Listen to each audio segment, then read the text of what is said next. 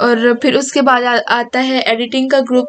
Editing के group में ये होता है, अगर हम किसी चीज़ को फाइंड करना चाहें, किसी वर्ड को या किसी भी एक लाइन को, या जैसे कि हम यहाँ पे सर्च कर लेते हैं वीडियो।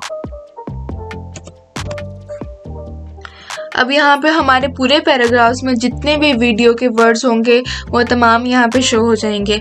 और अगर हम रिप्लेस के ऑप्शन को देखें तो यहाँ पे अगर वीडियो का हमारे पास एक वर्ड है और हम इसको चाहते हैं रिप्लेस करना पिक्चर में,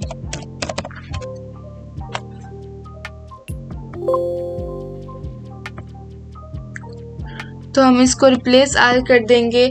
तो यहाँ पे जितने भी वीडियो के वर्ड होंगे वो पिक्चर में रिप्लेस हो जाएंगे, जैसा कि आप देख सकते हैं।